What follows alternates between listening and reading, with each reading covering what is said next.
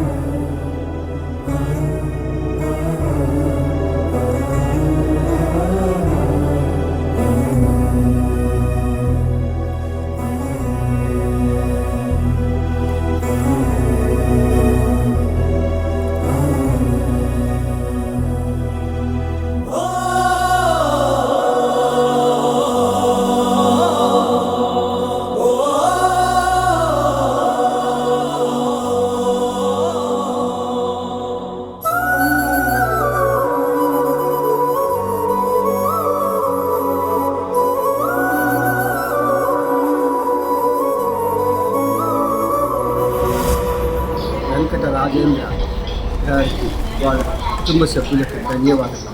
రాజేంద్ర గారి కుటుంబానికి ధన్యవాదాలు.